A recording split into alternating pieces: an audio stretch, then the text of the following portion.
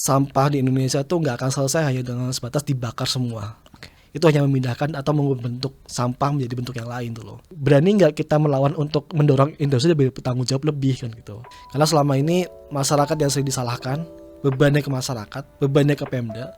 Padahal pengolahan sampah itu layanan publik tuh loh. Kita wajib untuk bisa mendapatkan itu kan gitu.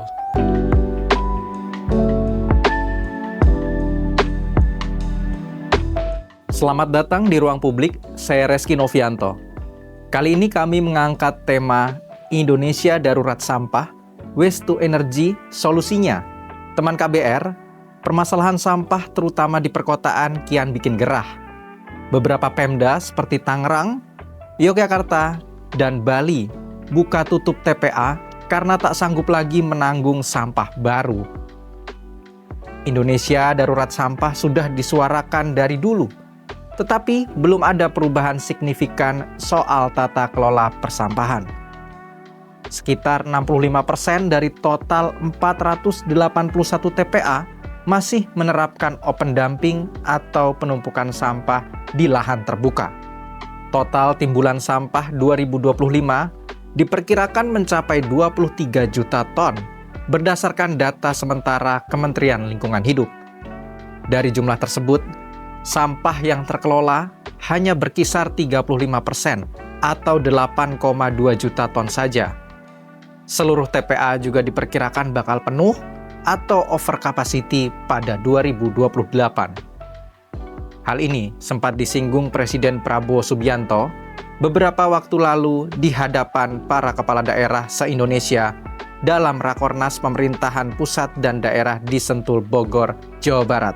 Di forum itu, Presiden Prabowo mendeklarasikan perang melawan sampah. Strateginya dengan menggulirkan 34 proyek waste to energy berupa pembangunan fasilitas pengelolaan sampah menjadi energi listrik atau PSEL.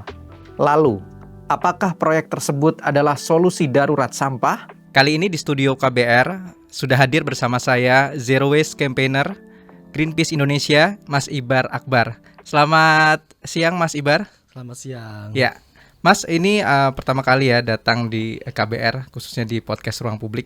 Mas, ini yang ada yang lagi rame dan lagi dibahas serta jadi perhatian nih masyarakat. Belum lama ini Presiden Prabowo bilang soal sampah yang bakal menumpuk ya atau overload, over capacity di TPA. Khususnya di 2028 atau 2 tahun dari sekarang ya. Nah, kalau menurut Mas Ibar, tanggapannya dulu nih gimana? Sebenarnya kalau bisa soal yang terjadi sekarang ya di rame kemarin dengan Pak Prabowo sudah ngasih kayak semacam alarm, terus data dia juga soal ngomongin sampah, perang terhadap sampah. Sebenarnya ngomongin perang terhadap sampah sebenarnya udah lama kita tuh loh, nggak cuma pas kemarin doang tuh gitu. Kita lihat tahun 2024 misalnya kan itu kan sekitar 35 TPA terbakar di Indonesia gitu kan. Itu belum kita hitung dengan yang overload gitu. Sebenarnya masyarakat kita udah sering dan udah lama berperang dengan sampah kan gitu. Gak cuma pas kemarin doang tuh loh. Gak cuma ketika di highlight adalah Bali yang pantainya kotor, enggak kan gitu. Dan masalah ini semakin lama semakin jadi tidak terkontrol pada akhirnya. Walaupun kemarin KLA sudah menutup lebih dari 100-200 TPA open dumping kan gitu. Tapi kan menutup open dumping semata aja tuh nggak cukup sebenarnya gitu. Tanpa ada perbaikan sistem gitu. Tanpa ada perbaikan sistem, tanpa ada pengurangan, ya pada akhirnya perang itu akan semakin lama gitu. Iya. Dan korbannya adalah masyarakat lagi, kita gitu. Masalahnya ada soal sampah ini, masyarakat konsumen itu sering jadi korban, tapi sering disalahkan. Yeah. Sekarang kan pelaku utama ngomongin sampah ini masyarakat, enggak kan gitu. Ada aktor lain, pemerintah sama industri atau perusahaan. Nah ini perlu kita cermati, Bu. Sebenarnya ngomongin masa sampah, kemarin ya lagi rame di Tangerang lah ya, itu sampah di mana-mana kan gitu, di jalan dan sebagainya. Di Jogja juga sama beberapa tahun ke belakang gitu kan. Akhirnya ada konflik sosial. Ini menunjukkan sebenarnya masyarakat juga udah bingung juga nih mau diapain lagi gitu loh. Ketika pemerintah nggak menghadirkan solusi, ketika perusahaan juga tidak menghadirkan atau tidak membawa tanggung jawabnya sendiri juga gitu. Ini kalau aku lihat yang terjadi sekarang ya. Artinya sebenarnya ini menjelang HPSN, Hari Peduli Sampah Nasional di Februari ya sebenarnya. Ya jangan sampai setiap Februari ini hanya sebatas seremonial doang, tapi setelah itu ya sampah kita masih ada aja terus kan gitu sebenarnya. Mas, berlanjut di soal tadi sampah ya, open dumping dan lain sebagainya. Tadi kita lihat juga tadi Mas Ibar bilang ada di kota Tangsel Tangerang ya. Nah itu nantinya kan Presiden Prabowo kan akan mencanangkan waste to energy ya. Nah arahnya kan ke PSEL pasti ya Mas ya. Nah strateginya pemerintah sejauh ini kalau menurut Mas Ibar itu gimana dengan tujuan arah ke sana itu? Balik lagi sebenarnya kalau ngomongin soal PSL ini ya, waste to energy, pemerintah sebenarnya ingin hanya mencoba bagaimana mengubah sampah menjadi dibakar dan hilang tuh loh. Tidak mengurangi tapi memindahkan aja tuh loh. Kan sebenarnya kalau dibakar ya nggak 100% akan hilang gitu. Jadi abu dan sebagainya, ada residunya kan gitu. Artinya sebenarnya kalau dibakar pun ya bukan menghilangkan sampah, hanya mengubah sampah menjadi bentuk yang lain tuh loh.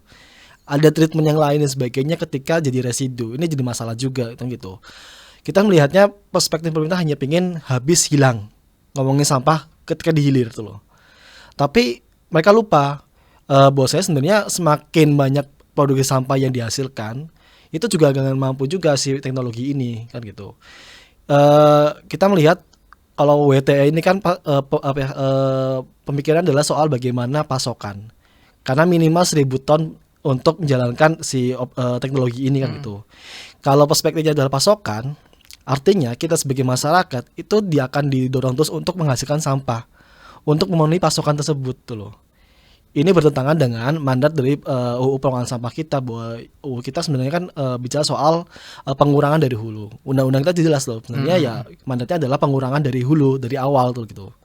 Dan kalau kita lihat sebenarnya ini butuh biaya yang mahal pastinya. Anggaran besar gitu. Padahal anggaran pengelolaan sampah di daerah itu sangat kecil kan gitu. Hampir sebagian besar ya di bawah 1% kan gitu. Ironis juga ini. Ironis juga gitu. Dibandingkan harus investasi besar untuk teknologi yang belum tentu juga mengatasi sampah yang ada sekarang, ya lebih baik investasi tersebut dialihkan ke investasi untuk pemilahan, pengelolaan sampah organik dan sebagainya kan gitu.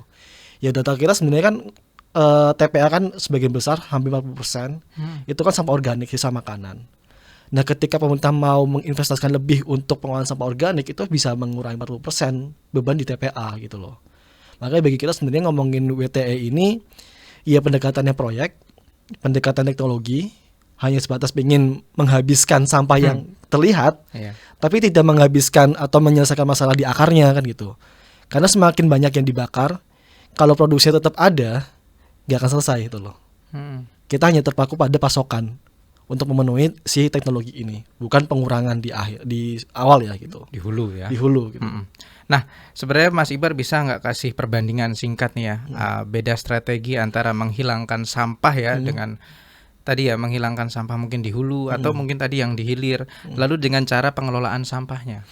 Kalau kita sebenarnya bicara soal sistem pengelolaan sampah di kita ya, yang ideal adalah bagaimana kan ada 3 R tuh, reduce, reuse, recycle kan, paling dasar itu sebenarnya. Walaupun sekarang berkembang jadi 7R, 8R dan sebagainya lah. Reduce itu harus di hierarki yang pertama gitu, pengurangan. Pengurangan ini bukan pengurangan ketika jadi sampah di akhir, bukan. Tapi di hulunya, produksinya tuh loh. Bisa pengurangan produksi plastik, bisa pengurangan untuk organiknya kan gitu. Ketika ini sudah selesai, kita akan masuk ke reuse-nya. Nah, reuse ini ngomongin soal sistem bisnisnya gitu. Karena kalau ngomongin sampah plastik ya itu kan sebenarnya ada tanggung jawab produsen kan. Itu sebenarnya kemasan kan gitu. Ada produsen yang punya merek mengeluarkan produk yang mana sekarang ini sebagian besar adalah single use tuh loh, sekali pakai, saset, botol AMDK yang kecil lah sampai yang gede galon kan gitu, pouch dan sebagainya itu sekali pakai gitu loh. Makanya dari hal ini kita ingin bagaimana itu jadi reuse atau guna ulang, yang mana ini menggunakan sistem tuh loh. Ada sistem pengambilan, ada sistem pengisi ulangan atau pengembalian barang seperti itu. Contohnya kayak gas LPG, galon, terus teman-teman sekarang ke beberapa daerah tuh udah bisa nemuin bagaimana orang-orang jualan deterjen atau parfum buat nyuci pakai refill gitu, Baxtol dan sebagainya. Itu sistem guna ulang. Semangatnya adalah pengurangan plastik sekali pakai. Kalau itu udah semua, baru kita ngomongin recycle, daur ulangnya gitu. Daur ulang ada yang closed loop, ada yang open loop. Open loop kayak semisal AMDK, PET misalnya kan didaur ulang jadi bentuk yang lain, hanger atau ember dan sebagainya. Ada open loop, didaur ulang botol jadi botol lagi kan gitu. Tapi juga punya batas kan daur ulang itu. Berapa riset mengatakan ada 7 kali, terus itu setelah 7 kali daur ulang mereka nggak akan bisa didaur ulang lagi kan gitu. Atau ada yang 3 kali. Karena semakin banyak didaur ulang, semakin kecil juga kualitasnya gitu. Nah, pemerintah mau langsung lompat ke waste to energy gitu. Betul. Tanpa ada pengurangannya, tanpa ada reuse atau recycle, akan susah kan gitu. Karena emang pada akhirnya sampah kita udah kecampur banyak sama sisa makanan, basah. Ketika mau masuk ke waste to energy juga akan ada banyak kesusahan di teknis tuh loh. Karena butuh sampah yang kering gitu. Dan kalau tanpa ada pengurangan sama aja. Kayak kita ngepel area nih terus ada satu keran air yang masih dibuka kerannya. Bayangan itu kayak produksi plastik ya kita ngepel. Waste to energy itu kayak ngepel lantai yang basah sebenarnya gitu. Ya kan gak selesai itu. Mau waste to energy sampai berapapun gak akan selesai karena produksinya tetap ada. Mau Presiden Prabowo minta korve semua orang setiap minggu juga gak akan selesai itu loh. Kalau kerannya si produksinya nggak dihentikan gitu. Oke, artinya balik lagi tadi Mas Ibar menyebut di awal soal waste to energy apabila itu dilakukan ke PSCL dibandingkan dengan tadi 3R tadi, kalau dari segi cost gimana sih Mas? Cost pastinya lebih mahal yang waste to energy kan sebenarnya gitu. Investasi di awal mahal gitu kan. Terus bisa soal off takernya PLN kan sekarang. Kemarin di aturan sekarang kan sebenarnya ya PLN ada subsidi untuk off taker tunggal untuk waste to energy ini kan gitu. Biaya untuk operasional juga mahal, pengangkutan sebagainya gitu. Pastinya sebenarnya kalau kita bisa soal pemilahan ya, better dialihkan ke pemilahan aja dulu tuh loh. Kan sampah ini sebenarnya sampah kita jadi basah karena nggak ada pemilahannya kan gitu. Walaupun kita udah milah nih di rumah kita, yang organik sendiri, plastik sendiri, kertas sendiri, plastik ada beberapa jenis plastik juga disendiriin, tapi ketika diangkut nyampur semua gitu loh. Itu juga pada akhirnya jadi ironi juga itu loh. Masyarakat udah berkembang, udah mau milah, tapi sistemnya nggak mendukung tuh loh. Makanya bagi kita sebenarnya ngomongin perbandingan ya better kita alihkan ke pemilahan aja gitu. Tujuannya apa? Ya pengurangan organik tuh loh. Dibandingkan harus kita investasi teknologi yang mahal, belum tentu berhasil juga.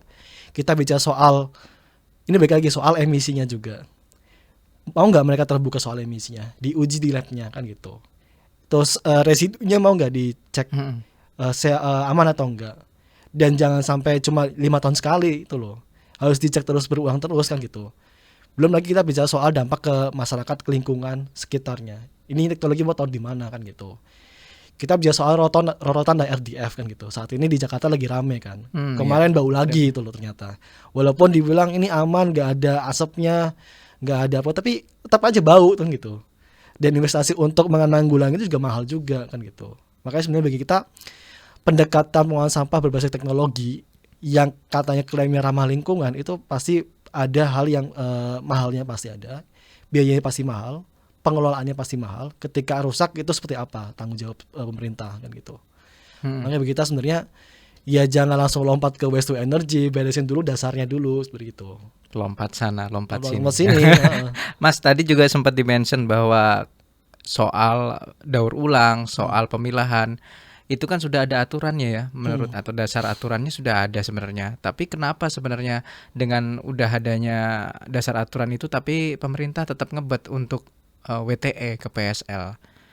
Kenapa sih Mas kayak gitu? Ini juga sebenarnya apa putus asa atau gimana? Mungkin bagaimana menyikapi masalah sampah ini ya sebenarnya gitu.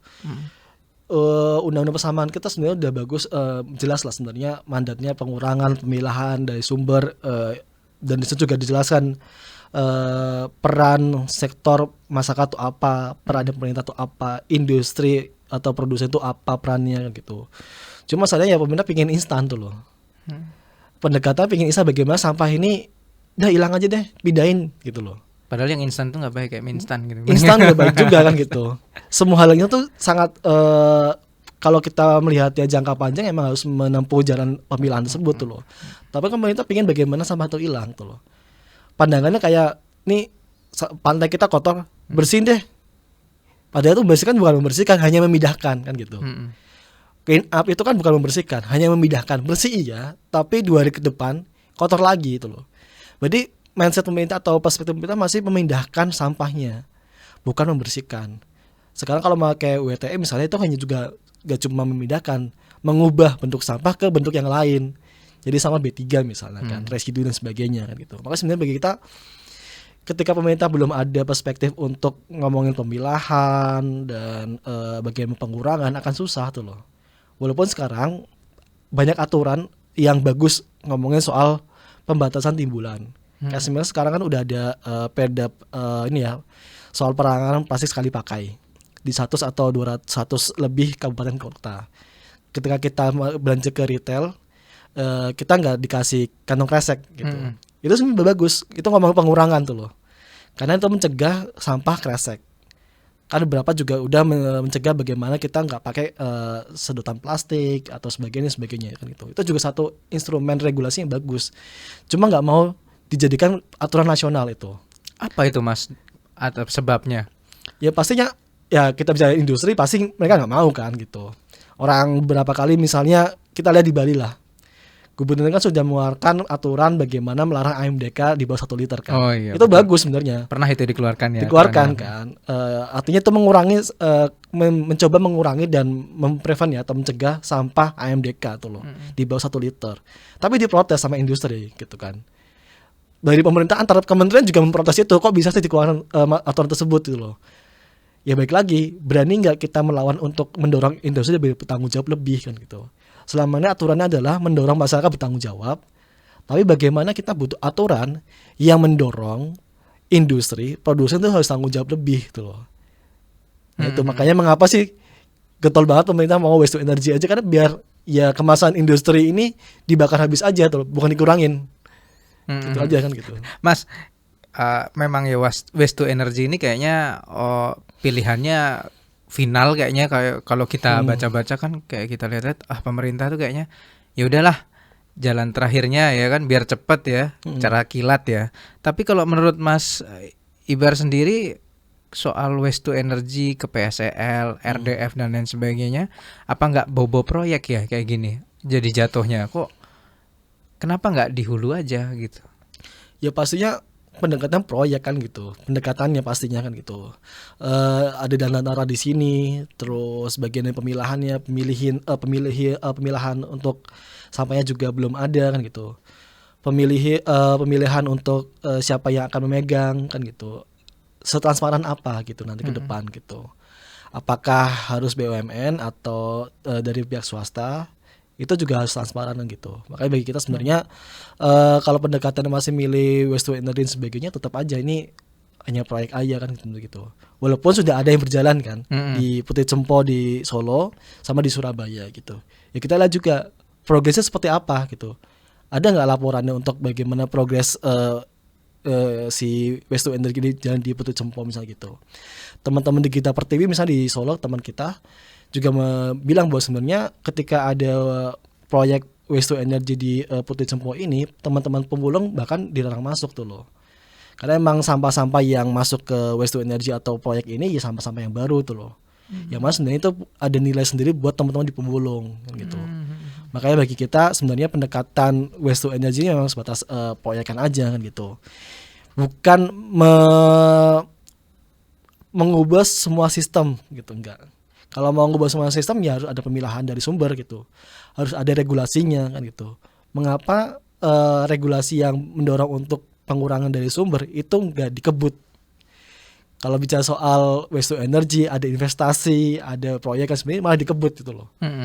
Ini balik lagi bahwa sebenarnya perspektif pemerintah masih bagaimana melihat sampah sebagai sumber energi atau sumber ekonomi. Kenapa? Kalau misal perspektif pemerintah melihat sampah ini sebagai sumber ekonomi, ya akan tetap dipertahankan kan sampah itu kan. Tapi kalau kita melihat itu sampah ya sampah, ya harus dikelola, harus dikurangin gitu loh. Masa pemerintah melihat ini sebagai sumber energi yang mana bukan sumber energi juga kan gitu. Dan melihat ini sebagai sumber ekonomi. Kan sering itu campaign pemerintah bahwa sebenarnya kelola sampahmu nanti untung kok kan gitu. Daur ulang aja nanti untung kok, bisa dijual lagi. Ya kalau itu dilihat sebagai sumber ekonomi ya jangan tuh loh. Karena itu hanya memperpanjang bahwa melihat sampah ya harus dipertahankan, harus ada nih sampahnya karena punya nilai ekonomi.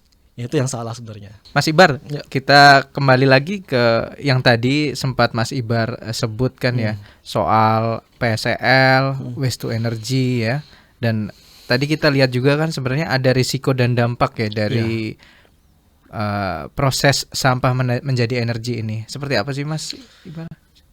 Pertama lihat dulu sebenarnya mereka menaruh proyek ini di mana, lahannya di mana kan gitu. Jangan sampai ini dekat dengan masyarakat. Karena kalau udah dekat dengan masyarakat ya kasihan juga korbannya dalam masyarakat lagi gitu loh. Yang kedua adalah soal bagaimana emisinya gitu loh. Dioksin, furan dan sebagainya itu perlu dicek lagi kan gitu. Pasti ada gitu kan, dan harus dicek tuh loh. Berkala, jangan 5 tahun sekali gitu. Kan kita nggak bisa jamin 5 tahun nggak ada, ternyata di tengah tahun ada juga dan sebagainya. Ini diperketat, jangan sampai ketika ini sudah jadi gak ada pengawasan soal emisi dan sebagainya, ya korbannya masyarakat lagi kan gitu. Karena itu bahaya juga ngomongin dampak emisinya ke kesehatan kita gitu. Kemudian soal hasil pembakarannya, kan ada fly ash, bottom ash dan sebagainya, fabanya kan gitu. Dicek lagi kok ini bahayanya seperti apa, perlu ada labnya dan sebagainya. Karena itu masuknya udah limbah B3 kan sebenarnya gitu. Nah, ketika hal-hal teknis ini tidak diindahkan oleh si operator, pemerintah dan sebagainya, ya korbannya masyarakat juga kan gitu. Perlu ada skema untuk pemantauan dan sebagainya. Dampak-dampak ini sebenarnya nggak dihitung oleh pemerintah kita gitu loh. Dampak kesehatannya, sosial ekonomi dan sebagainya itu nggak dihitung gitu loh. Makanya begitu sebenarnya ini rawan juga gitu loh. Apalagi kontraknya misalnya 30 tahun untuk ngomongin fiskal ya. Kan PLN harus beli listriknya ini dan wajib kan sebenarnya sebagai single off taker gitu. Pemerintah juga wajib investasi dan ngasih subsidi sebenarnya gitu ke PLN untuk mengolah ini gitu. Dan apakah bicara soal ini apakah ini benar atau enggak, ya kita lihat sebenarnya nggak tepat juga kan gitu. Masih ada subsidi, ya masih ya sebenarnya sistem pengelolaan sampah kita masih butuh juga anggaran tuh loh. Mengapa investasinya atau subsidi itu malah kesini semua kan gitu. Bicara soal anggaran kan masih banyak ya, kayak misal armada pengangkutan butuh di permajaan, butuh beli baru juga, titik-titik pemilahan juga harus dibanyakin. Nah ini nggak diurusin tuh loh.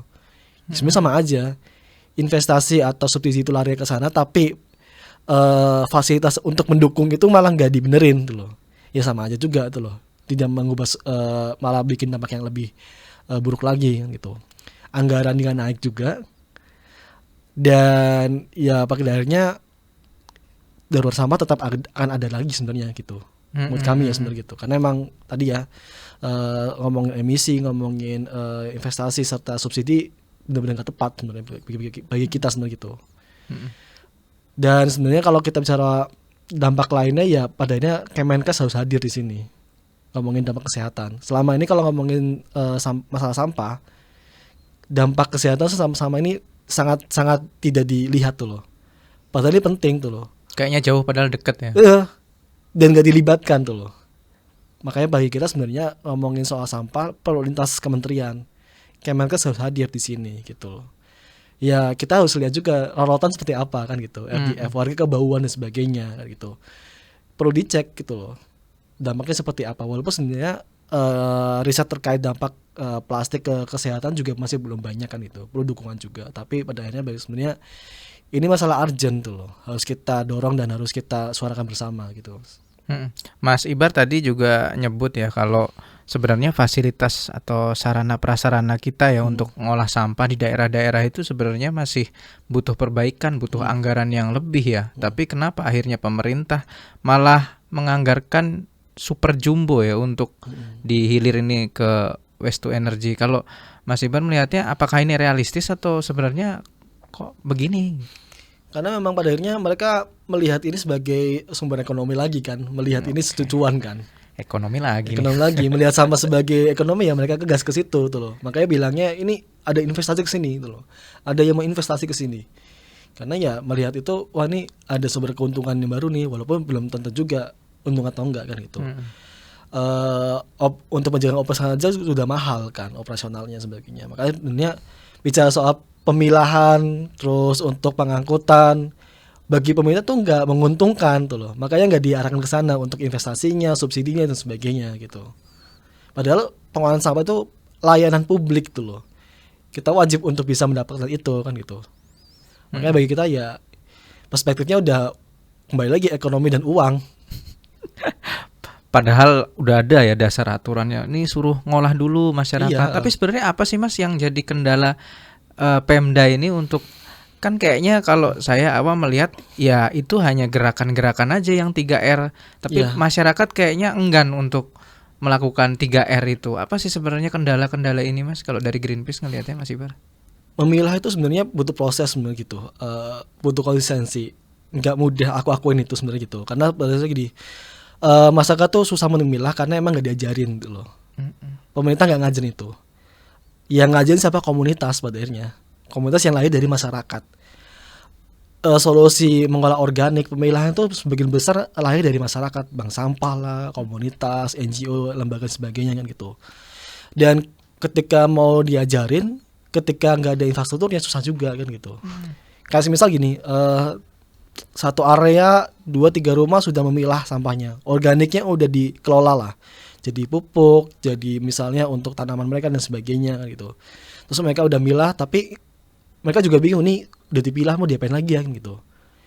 Malah masalahnya adalah si infrastruktur yang ada sekarang masih kecampur tuh loh, sampah dicampur lagi dan sebagainya kan gitu. Bagi kita sebenarnya ketika gak ada aturan yang kuat dan tanpa ada dukungan infrastruktur itu akan susah gitu.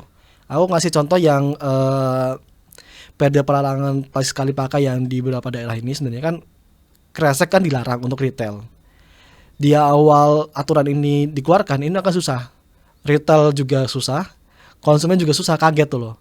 Kan awal-awal dulu kita bayar ya Rp200 untuk beli kresek kan. Kresek, ya. Karena lupa gak bawa kantong. Terus lama-kelamaan emang udah dilarang, gak ada lagi gitu loh. Masyarakat mau gak mau ya terpaksa bawa sendiri kantong atau dibawa gak pakai kantong tuh loh. Itu sebenarnya salah satu contoh bagaimana ketika aturan ini ditegakkan dengan serius, dengan infrastruktur yang bagus, itu bisa mengubah kebiasaan masyarakat. Masyarakat sekarang ke retail misalnya kan mereka pasti bawa kantong sendiri atau enggak sendiri ya. kan. Itu satu contoh bagus ketika aturan ini benar-benar ditegakkan dengan serius tuh loh, dan didukung oleh masyarakat sama industri gitu. Makanya bagi kita sebenarnya ngomong pemilahan juga perlu masuk ke industri juga. Produsen sebagai pemilik kemasan juga harus naruh juga tuh loh. Sehingga sampah-sampah yang bermerek ini itu bukan lari ke TPA tapi balik ke industri lagi sebagai pemilik kemasan. Seharusnya industri Unilever, Mayora, Indofood, Danone sebagainya itu punya jawaban gimana sih ngelola sampah mereka tuh gitu. Kan cuma sebatas imbauan di kemasan mereka kan segitiga daur ulang itu, buanglah sampah ke tempatnya. Tapi kan nggak cukup gitu loh.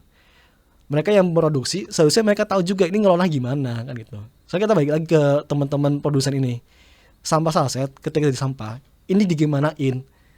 Mereka juga bingung juga jawabnya, digimanain lagi ya, di daur ulang juga sulit kan gitu. Makanya bagi kita sebenarnya masyarakat itu sebenarnya bukan kesulitan tuh loh, tapi ini bagaimana soal sistemnya belum mendukung ke sana gitu. Masyarakat bisa kok selama ada sistemnya, selama ada aturannya, selama pihak-pihak industri produsen ini mau bertanggung jawab lebih untuk masalah sampah ini gitu loh. Jadi biarkan beban organik itu di masyarakat untuk mengelolanya, beban untuk bagaimana mengolah sampah kresek, saset, pouch, AMD dan sebagainya ke produsen tuh loh. Ya kita bisa bayangkan bagaimana kita beli barang di satu retail, terus kita mau buang sampah atau memilahnya di retail tersebut, dipilah-pilah per industrinya misalnya, atau barengan lah satu industri misalnya, satu produsen beberapa merek itu di satu tempat misalnya gitu. Makanya bagi kita sebenarnya ya pelibatan tanggung jawab industri atau produsennya harus lebih lagi itu loh. Kan mereka yang memproduksi. Kok mereka bingung juga sih cara mengolahnya gimana? Nah itu yang selaku produsennya ya malahan ya. Nah Mas, sebenarnya kan nggak melulu masyarakat pasif ya untuk nunggu arahan dari pemerintah atau diajarin pemerintah lah dan lain sebagainya. Tapi ada juga warga yang mestinya tadi kalau Mas Ibar bilang ada gerakan-gerakan dari komunitas dan lain sebagainya di daerah. Apakah sebenarnya ini udah disambut baik Mas sama pemerintah gerakan-gerakan ini, komunitas-komunitas ini? Dan juga mungkin ada dukungan nggak sih dari pemerintah ya? Ayolah, kita ada anggarannya atau kita ada apa yang ada yang disediakan gitu fasilitas dari pemerintah? melihat di teman-teman di koalisi kita di PBB misalnya di Bandung misalnya, mereka juga kolaborasi dengan pemerintah daerah tuh loh. Masyarakat, pemerintah daerah saling ngobrol, saling diskusi untuk implementasi sebenarnya gitu. Sebenarnya inisiatif ini sebenarnya sangat disambut baik oleh pemerintah daerah gitu. Masalahnya adalah bagaimana ini bisa masuk ke pusat, didukung nggak sama pusat kan gitu. Selama ini daerah ini saling membantu antar masyarakat dan sebagainya kan gitu. Ada yang kekurangan, ada yang memang lebih banyak komunitasnya, ya saling sharing kan gitu. Tantangan lebih ke pemerintah pusat tuh loh. Daerah juga sama, mereka menyambut baik, tapi masalah anggaran pengelolaan sampah kecil tuh loh. Ya jadi masalah juga kan gitu. Makanya mereka juga nggak punya pilihan ketika pusat nih ada waste energi, terima aja ya gitu. Bisa nggak mereka nolakkan gitu. Si Malakama juga sebenarnya ditolak juga gimana, kalau mau kita terima juga kita kelepotan juga kan gitu. Makanya bagi kita sebenarnya bolanya ini harus di pemerintah pusat tuh loh, untuk menyambut solusi dari masyarakat, solusi dari Pemda dan sebagainya yang baik ya harus disambut tuh loh, jangan dibiarkan aja gitu, jangan dianggap wah ini nggak menguntungkan, nggak usah lah gitu. Masalahnya seperti itu.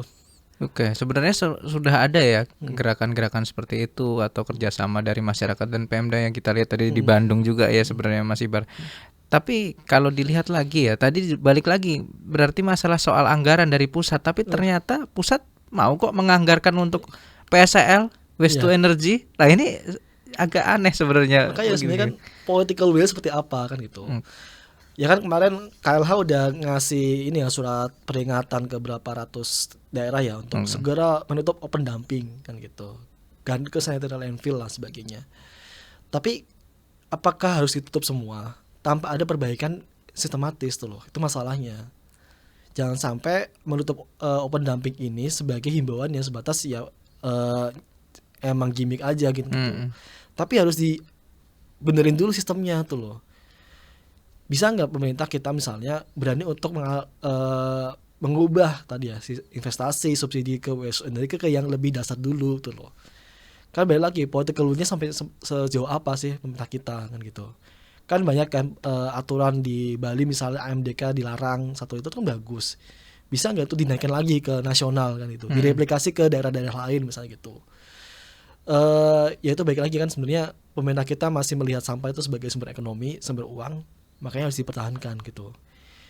Bukan nggak mau tapi ya itu soal tadi nggak mau dan nggak punya political will sebenarnya gitu kan. Dua itu mereka nggak mau untuk mengalihkan subsidi atau anggaran yang ke lebih penting tapi lebih ke yang nggak penting lagi sebenarnya gitu.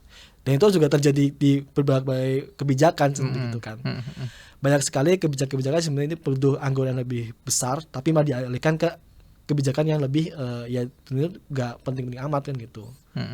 Mas Ibar, jadi kalau menurut Greenpeace sendiri nih Mas, anggaran jumbo buat bikin PLTSA ya puluhan triliun seperti itu, kalau buat penanganan sampah aja ya di hulu atau sebagai dasar ya, itu gimana sih Mas, lebih efektif dan ramah lingkungan nggak sih sebenarnya daripada untuk ya tadi PSL gitu? Pasti lebih efektif ya kalau bisa soal fokusnya adalah mengurangi sampah organik atau sampah sisa makanan. 40% sampah makanan kita di Indonesia kan gitu. TPA sebagian besar juga 40% gitu. Ketika mau dikelola organiknya 40% juga bisa hilang tuh loh. Artinya beban di TPA kita di landfill kita berkurang. Terus dialihkan ke pemilahan misalnya gitu kan. Sampah dipilah-pilah mana yang bisa didaur ulang atau mana yang nggak bisa didaur ulang misalnya gitu kan. Yang bisa didaur ulang ya industri sedang juga industri daur ulang kan gitu. Ketika mereka mendapatkan plastik-plastik yang punya nilai masih bersih gitu. Kan masalahnya adalah industri daur ulang kita nggak mau dan susah mengakses sampah karena sampahnya kotor gitu loh. Kita bukan kekurangan sampah tuh loh. Sampah kita kotor aja, kecampur gitu. Makanya kan ada isu soal ini kan sampah impor gitu kan. Kita impor sampah padahal kita nggak kekurangan sampah, enggak. Sampah kita kecampur doang jadi basah kan gitu. Nah ketika sampah itu kering tidak tercampur, itu juga menguntungkan juga industri juga yang didaur ulang kan gitu. Makanya bagi kita sebenarnya ketika sistem dasarnya diperbaikin, ya ini perlahan itu juga akan memperbaiki sistem yang ada sekarang gitu loh. Pemilahan di organik jalan, misalnya ada titik-titik pengumpulan, peremajaan untuk pengangkutan, bagaimana pekerja kebersihan mendapatkan haknya juga, terus bagaimana partisipasi pemulung dan sebagainya. Itu kan sebenarnya saling terhubung ya. Kesehatan juga kita nggak mengorbankan masyarakat sekitar PSL misalnya kan gitu. Makanya bagi kita sebenarnya ya emang harus ke situ tuh loh. Harus soal pemilahan dulu tuh loh. Oke Mas, tadi Mas Ibar juga bilang atau kita kan sebenarnya sudah tahu ya kalau mayoritas sampah kita di Indonesia ini organik ya. Lalu kalau menurut Mas Ibar sendiri, kalau sebenarnya kenapa sih pemerintah nggak bangun aja tempat pengolahan sampah khusus organik, ya kan, yang lebih ramah lingkungan, yang bisa diproduksi kayak dengan menggunakan maggot ya kalau yang Ya, saya baca dan lain nah. sebagainya. Itu gimana Mas kalau soal itu, visibilitasnya akan seperti apa kalau untuk pengolahan sampah organik, atau sampah organik cocoknya untuk diolah seperti apa ini biar lebih efektif dan nggak basah gitu juga. Sebenarnya inisiatif itu udah banyak ya di komunitas, pemerintah daerah juga sudah ke sana, Pemda, Pemprov juga udah ke sana semua kan gitu. Cuma emang belum jadi aturan nasional lagi kan gitu. Visible banget tuh loh, bisa banget kan gitu. Aku lagi gini sih, ketika masyarakat komunitas bisa melakukan itu, seharusnya pemerintah pusat bisa melakukan itu juga benar gitu. Gak mungkin pemerintah pusat bilang itu nggak visible, nggak mungkin. Masyarakat itu bisa kok sebenarnya gitu. Jadi jangan sebenarnya masyarakat bisa, kenapa mereka nggak bisa kan gitu. Itu yang pertama, ngomong organik, dan itu bisa banget tuh loh, selama mereka mau aja gitu loh. Selama mereka melihat ini sebagai layanan publik gitu loh. Hak dasar kita untuk dikelola bersama gitu. Jangan melihat ini sebagai sumber ekonomi, bisnis, enggak gitu. Bisnis atau ekonomi mungkin itu bonus ya. Tapi ini layanan publik tuh loh, sampah ya sampah gitu kan. Harus kita kelola bersama gitu. Dan bagi kita sebenarnya itu bisa dilakukan kok sebenarnya, selama ada aturannya yang mendukung itu. Dan ketika ada aturan yang bisa mengikat dan kuat, pada akhirnya kan bisa mendorong ada anggaran ke sana kan gitu. Makanya bagi kita sebenarnya ya harapannya pemangku kepentingan ini gak cuma KLH doang gitu loh, tapi lintas sektor gitu. Pemprov, Pemda, DPR RI misalnya, terus antar kementerian, PU misalnya kan, terus Kemenperin, BPOM, Kemenkes harus kerjasama. Ini lintas sektor tuh loh, harus ke arah sana semua. Mas Ibar tadi juga dibilang kalau pemerintah akan melarang ya TPA sistem open dumping ya. Itu gimana sih Mas, aturannya atau peraturannya, landasannya apa? Terus sebenarnya kalau yang disebut Presiden Prabowo TPA bakal penuh 2028. Nah, kalau TPA yang sekarang masih dipertahankan, apakah memang 2028 akan penuh ya TPA kita di seluruh Indonesia ini? Dan apakah nggak ada lahan-lahan lain yang untuk bisa dimanfaatkan sebagai TPA? Sebenarnya kalau ngomong open dumping itu sebenarnya udah ada dasar di Undang-Undang Persamaan kita. Yang mana sebenarnya yang didorong adalah sanitary landfill gitu loh. Open dumping ya karena emang sudah mencapai titik di mana sudah overload semua, kita nggak punya lahan lagi, makanya harus ditutup gitu kan. Masalahnya adalah ditutup tanpa ada backup plan, itu juga sama aja kan gitu. Jadi bingung juga kan gitu. Ketika mau ditutup tapi nggak ada backup plan-nya, ya Pemda juga bingung juga, ini mau diapain lagi ya gitu. Makanya sebenarnya bagi kita, sebelum pemerintah melakukan penutupan, harus ada plan-nya dulu tuh loh, untuk kayak roadmap-nya tuh loh. Sebelum ditutup mau diapain lagi sih gitu. Disiapin dulu sanitary landfill-nya, lahannya di mana dan sebagainya. Baru kita ngomongin penutupan gitu loh. Makanya sebenarnya kita melihat kalau ngomong penutupan oke, gitu. Open dumping itu bagus ditutup gitu loh. Tapi harus ada jelas juga roadmap-nya seperti apa gitu loh. Jangan sampai ini memaksakan pemerintah daerah yang ya keterbatasan anggaran juga kan sebenarnya gitu kan.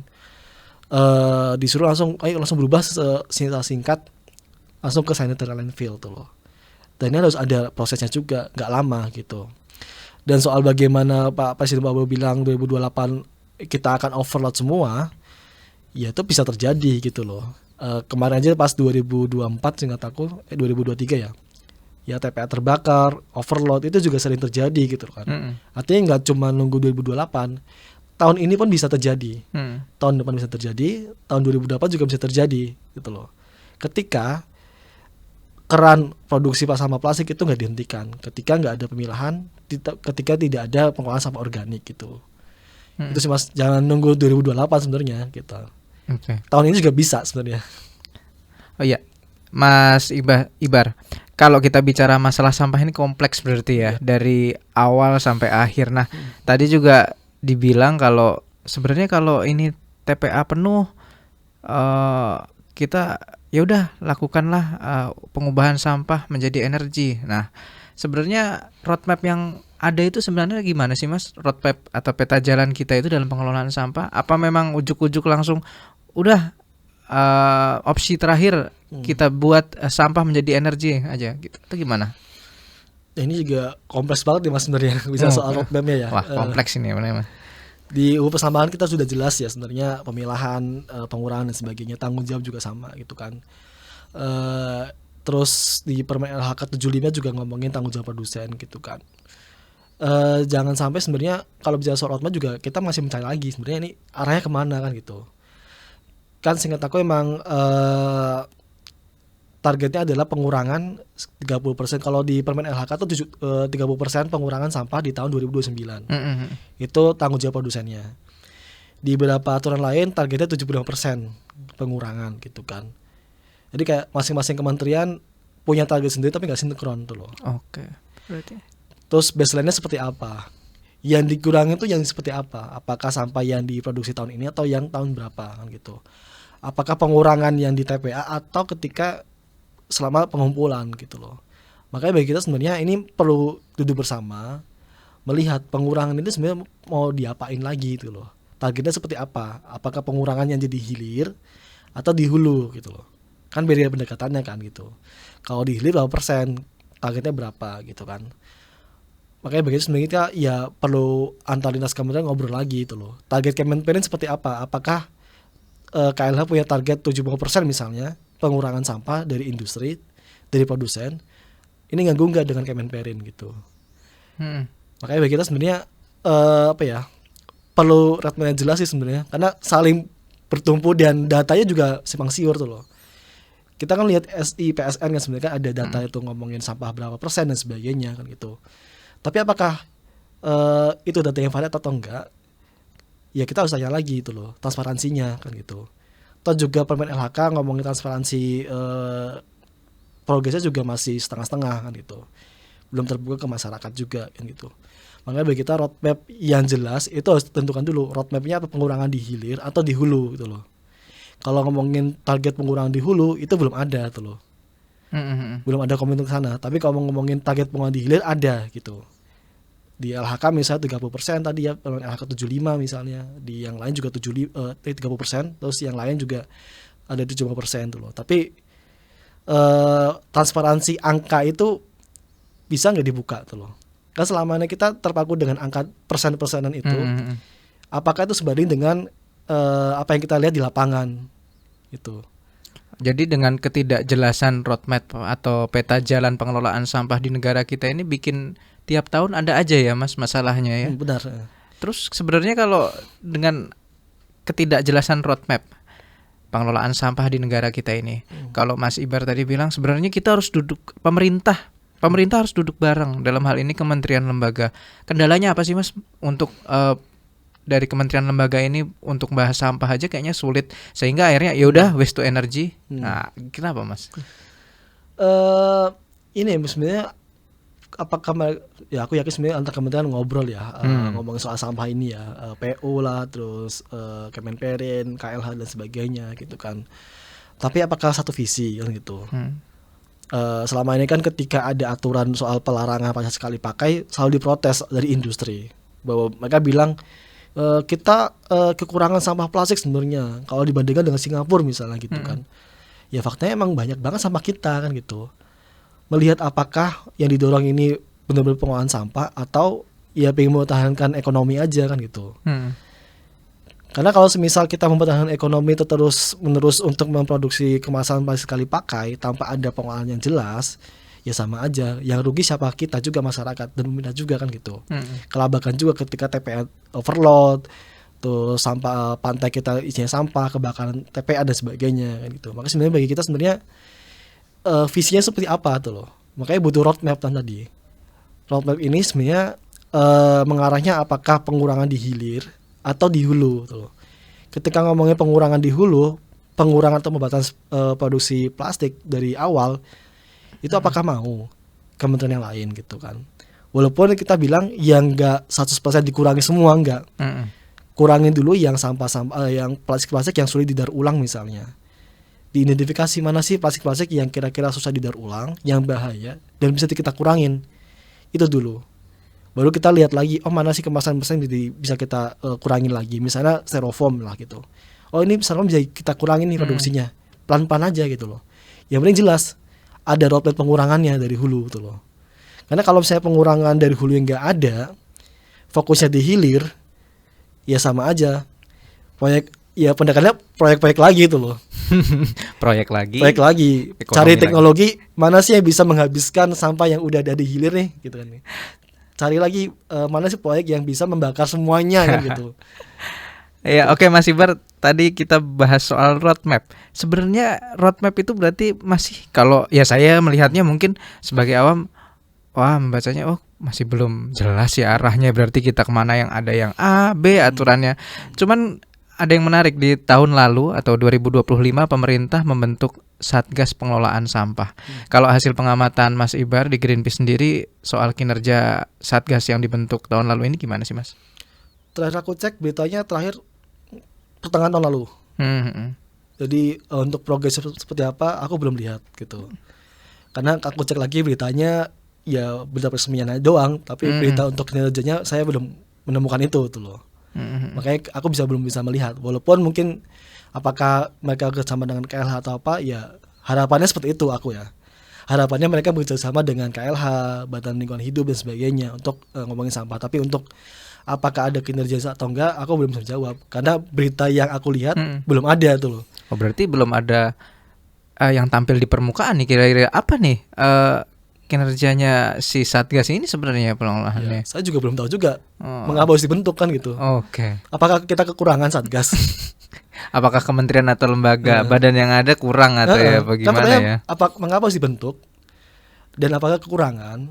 Atau sebenarnya ini masalah soal komunikasi aja antar kementerian. Daripada bikin Satgas baru, ya ngobrol aja, sinkronisasi aja tuh loh. Semangatnya di mana? Apakah Pemda kurang?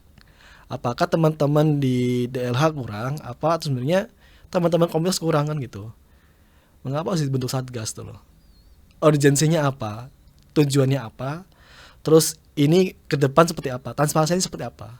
Kan kita juga berhak tahu kan sebagai masyarakat. Ketika ada Satgas, laporannya mana kan gitu? Kemarin aku cari-cari lihat-lihat juga belum nemu lagi itu loh. Laporan dari Satgas itu apa? Gitu. Oke, Mas Ibar. Waste to energy, balik lagi soal itu, Presiden Prabowo rencananya akan membuat, atau pemerintah membuat 34 PLTSA gitu ya. Nah, kalau menurut Mas Ibar di Greenpeace sendiri, apa yang membuat ini harus ditimbang ulang atau jangan dulu deh, atau kalau diteruskan atau seperti apa? Yang pasti standing point kita jangan diteruskan ya. Emang harus dihentikan tuh loh. Secara anggaran subsidi lebih baik diarahkan ke yang lebih dasar dulu aja. Hal-hal yang dasar ini yang penting buat pengelolaan sampah kita gitu kan. Harapannya ya dihentikan tuh loh. Tapi kalau semisal pemerintah emang serius untuk ini, ya harus diperketat tuh loh. Soal transparansinya, pemilihan tendernya lah, vendornya lah, terus bagaimana transparansi soal emisinya, pengelolaan residunya, dan bagaimana nanti pelibatan pemulung dan sebagainya diperketat tuh loh. Izinnya harus diperketat, teknologi harus diperketat, uji baku mutunya juga harus dilakukan skala berkala dan transparan tuh loh. Berani nggak kan gitu? Ini teknologi punya emisi dan punya dampak, harus dicek bersama berkala kan gitu. Dan harus diketatin banget kan gitu. Kita harus disediakan juga lab untuk misalnya pengecekan emisinya, terus hasil abunya dan sebagainya. Areanya di mana juga harus jauh dari masyarakat, dan ketika ada dampak itu seperti apa, roadmapnya seperti apa gitu. Yang penting adalah bagaimana ketika proyek ini jalan, transparansinya mau nggak dibuka gitu loh. Berarti perlu pengawasan dan monitoring ketat soal ini. Sangat ketat, harus ketat. Wah, terus kalau soal maintenance kayak gitu gimana sih Mas? PLTSA seperti itu. Apa akan juga dananya pasti akan juga besar kan kalau maintenance? Pasti, ya. Oke. Mas Ibar, kalau sampah ini kan masalah kompleks. Apa rekomendasi dari Greenpeace sebenarnya menyoroti upaya pengelolaan sampah di pemerintahan Presiden Prabowo kali ini? Pemerintah perlu saat ini harus bicara soal bagaimana menekan industri atau produsen untuk segera mengurangi produksi plastik sekali pakai. Walaupun tidak semuanya harus kita kurangin, tapi kita pilih dulu mana sih yang paling sulit didaur ulang, mana sih yang paling sulit terurai misalnya dikelola dan sebagainya. Perlahan. Yang penting ada regulasi, yang penting ada roadmap-nya tuh loh. Jelas targetnya apa. Pengurangan dari hulu. Karena selama ini masyarakat yang sering disalahkan, bebannya ke masyarakat, bebannya ke Pemda. Kita perlu mendorong misalnya industri manufaktur. Itu yang tengah. Harus lebih naik lagi industri petrokimianya yang menghasilkan biji plastik gitu loh. Itu harus dikurangin kan gitu. Saat ini kan sebenarnya ada perundingan perjanjian plastik global. Bagaimana di internasional ada satu skema aturan internasional yang mengikat semua negara agar ada pengurangan plastik gitu loh. Walaupun masih digodok, ya pemerintah harus mendukung ke arah sana pengurangan tuh loh. Kan tanpa ada pengurangan tersebut, ya sampah plastik kita semakin banyak kan gitu. Regulasi kita masih saat ini masih belum ke arah sana gitu kan. Yang kedua, bagaimana harus ada insentif atau dukungan untuk bagaimana menciptakan sistem guna ulang gitu loh. Saat ini industri FMCGs itu mau sebenarnya mengubah sistem mereka dari yang sekali pakai saset menjadi isi ulang, refill atau guna ulang pakai pouch dan sebagainya, curah dan sebagainya. Tapi mereka menunggu aturannya ada gitu loh. Mereka nggak mau bergerak kalau nggak ada aturannya gitu. Makanya bagi kita sebenarnya itu perlu didukung oleh Kemenperin, BPOM, Kemenkes, walaupun sekarang sudah ada diskusi untuk ada aturan tersebut gitu loh. Saat ini sudah banyak kok bisnis-bisnis yang sudah mengarah ke sana gitu loh. Dan masyarakat bisa kok ke arah sana selama ada aturannya, ada insentifnya juga kan gitu loh. Terus selanjutnya adalah soal bagaimana ya segera revisi atau meninjau ulang lah sebenarnya soal waste to energy ini kan gitu. Masih banyak kebutuhan lainnya yang lebih penting, dan bagaimana sebenarnya yang dibutuhkan adalah bagaimana meningkatkan anggaran di Pemda untuk pengelolaan sampah kita. Dan jangan sampai melihat sampah sebagai sumber ekonomi gitu loh. Karena kalau melihat sampah sebagai sumber ekonomi, sebagai sumber pasokan, ya mindsetnya adalah ya sampah ini harus ada terus sehingga ekonominya ada, sehingga pasokannya terus terisi gitu loh. Dan jangan selalu menyalahkan masyarakat sih sebenarnya gitu.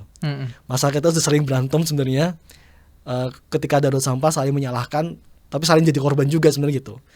Perlu menaruh tanggung jawab lebih ke industri sama produsen. Dan ini sih mas, yang penting adalah bagaimana ngobrol sama teman-teman antar kementerian ya, khususnya di Kemenkes, karena pastinya ini ngomong kesehatan, ngomongin juga dampak mikroplastik. Lagi rame kemarin juga kan sebenarnya bagaimana hujan di Jakarta ternyata mengandung mikroplastik gitu. Teman-teman Ekoton juga melihat wah hujan di beberapa kota juga mengandung mikroplastik gitu loh.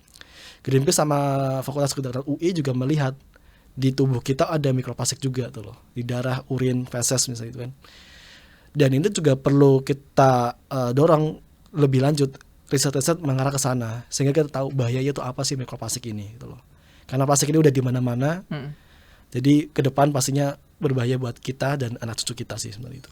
Oke, Mas Ibar, singkatnya pesan untuk pemerintahan Presiden Prabowo kali ini dengan rencana waste to energy-nya tadi, lalu agar sampah di Indonesia ini tidak jadi bom waktu, sekaligus closing statement Mas Ibar. Ya kita pengen bagaimana Pak Presiden Prabowo ya sebenarnya ya lebih melihat masalah ini lebih sistematis tuh loh. Sampah di Indonesia tuh nggak akan selesai hanya dengan sebatas dibakar semua. Itu hanya memindahkan atau membentuk sampah menjadi bentuk yang lain tuh loh. Tapi perlu bagaimana Pak Presiden Prabowo harus berani juga untuk menekan industri sama produsen agar lebih bertanggung jawab lebih tuh loh. Segera untuk kurangi kemasan plastiknya, produksi harus dikurangin tuh loh. Dan mendukung solusi yang sudah ada di masyarakat tuh. Masyarakat kita sudah banyak solusinya, ngomongin organik, pengolahan sampah organik dan sebagainya sudah ada tuh loh. Mau nggak mendorong solusi tersebut yang lain dari masyarakat gitu loh. Itu sih kalau dari kami sebenarnya harapannya ya lebih serius lagi tuh loh. Jangan salahkan masyarakat, berani nggak ke industri gitu. Tekan perusahaannya ya. Ya jangan jadi masyarakat lagi yang salah ya. Kita jadi korban sebenarnya. Oke, terima kasih banyak Mas Ibar atas saran dan masukannya tadi. Semoga saran dan masukan dari Mas Ibar, dari kawan-kawan Greenpeace dan juga teman-teman NGO lingkungan lainnya bisa dipertimbangkan oleh pemerintah, oleh Presiden Prabowo lainnya. Sekian podcast Ruang Publik kali ini. Kita Sampai jumpa di episode selanjutnya.